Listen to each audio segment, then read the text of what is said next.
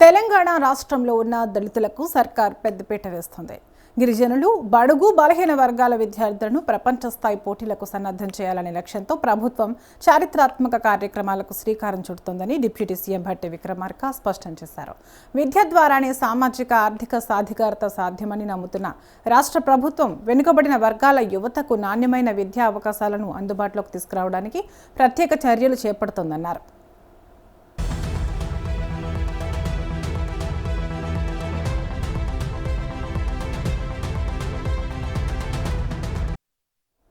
సోమవారం హైదరాబాద్లోని lower tank bund ప్రాంతంలోని అంబేద్కర్ భవన్ ప్రాంగణంలో నిర్మించనున్న ప్రతిష్టాత్మక అంబేద్కర్ నాలెడ్జ్ టవర్ నిర్మాణ స్థలాన్ని ఉప ముఖ్యమంత్రి క్షేత్రస్థాయిలో పరిశీలించారు.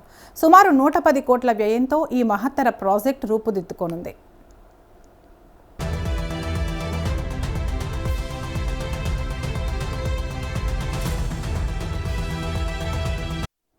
ఈ సందర్భంగా మాట్లాడిన భట్టి విక్రమార్క, అంబేద్కర్ నాలెడ్జ్ టవర్ కేవలం ఇటుకలు, సిమెంట్తో నిర్మించే సాధారణ భవనం కాదని, ఇది లక్షలాది మంది దళిత, గిరిజన, వెనుకబడిన వర్గాల విద్యార్థుల భవిష్యత్తును మలిచే జ్ఞాన మందిరమని అన్నారు. డాక్టర్ బిఆర్ అంబేద్కర్ కలలు కన్న సమాన అవకాశాల సమాజ నిర్మాణానికి ఈ టవర్ ఒక శక్తివంతమైన వేదికగా నిలుస్తుందని చెప్పారు.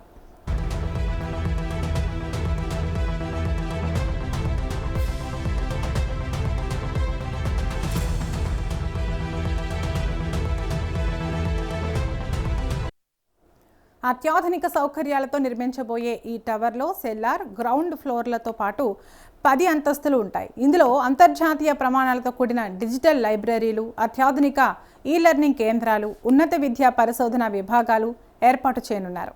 అలాగే సివిల్స్, గ్రూప్స్, బ్యాంకింగ్, రైల్వే, ఇతర జాతీయ, అంతర్జాతీయ స్థాయి పోటీ పరీక్షలకు ఉచిత శిక్షణ కేంద్రాలను అందుబాటులోకి తీసుకురానున్నారు.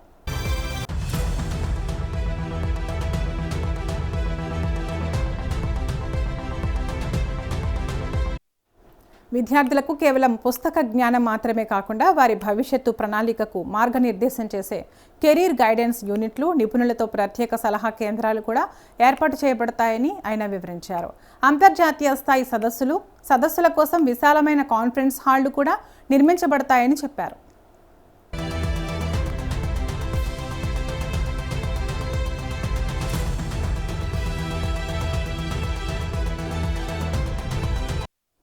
ప్రస్తుతం పేద, గ్రామీణ ప్రాంతాల విద్యార్థులు నాణ్యమైన కోచింగ్ కోసం హైదరాబాద్ వంటి నగరాలకు రావాల్సి వస్తోందని, దీనివల్ల కుటుంబాలపై ఆర్థిక భారం పెరుగుతోందని భట్టి పేర్కొన్నారు. ఈ సమస్యను దృష్టిలో ఉంచుకుని రాష్ట్రంలోని ప్రతి అసెంబ్లీ నియోజకవర్గ కేంద్రంలో అంబేద్కర్ నాలెడ్జ్ సెంటర్లను ఏర్పాటు చేయాలని ముఖ్యమంత్రి రేవంత్ రెడ్డి నాయకత్వంలోని ప్రభుత్వం నిర్ణయించిందని తెలిపారు.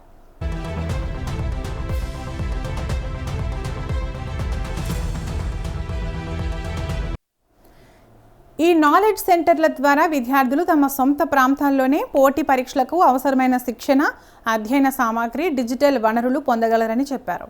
దీంతో గ్రామీణ, వెనుకబడిన ప్రాంతాల విద్యార్థులు కూడా నగర విద్యార్థులతో సమానంగా పోటీ పడే అవకాశాన్ని పొందుతారని ఆయన విశ్వాసం వ్యక్తం చేశారు.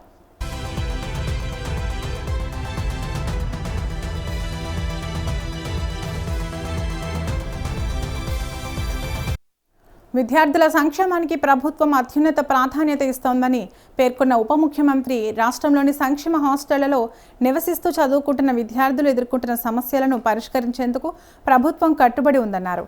ఇకపై ప్రతి నెల డైట్ ఛార్జీలు, కాస్మెటిక్ అలవెన్స్లు ఎలాంటి బకాయిలు లేకుండా సకాలంలో విడుదల చేస్తామని హామీ ఇచ్చారు.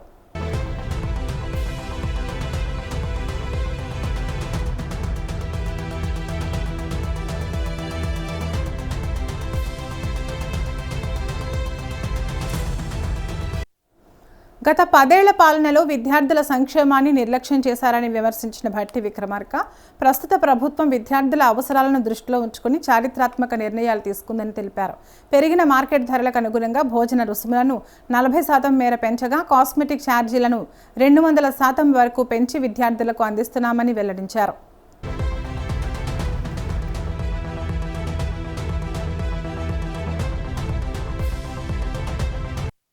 రాష్ట్ర వ్యాప్తంగా శిథిలావస్థకు చేరుకున్న సంక్షేమ హాస్టళ్ల పునర్నిర్మాణాన్ని కూడా ప్రభుత్వం అత్యంత ప్రాధాన్యతతో చేపట్టిందన్నారు.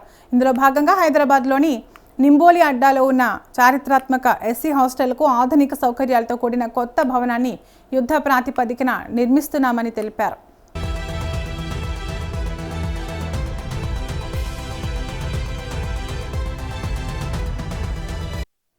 విద్య, నైపుణ్యాభివృద్ధి, పరిశోధన, ఉపాధి అవకాశాలు ఈ 4 అంశాలను సమన్వయం చేస్తూ రాష్ట్ర యువతను ప్రపంచ స్థాయి పోటీకి సిద్ధం చేయడమే ప్రభుత్వ ప్రధాన లక్ష్యమని భట్టి విక్రమార్క స్పష్టం చేశారు. అంబేద్కర్ నాలెడ్జ్ టవర్ వంటి ప్రాజెక్టులు తెలంగాణను విద్యారంగంలో దేశానికి ఆదర్శంగా నిలబెడతాయని ఆయన తెలిపారు.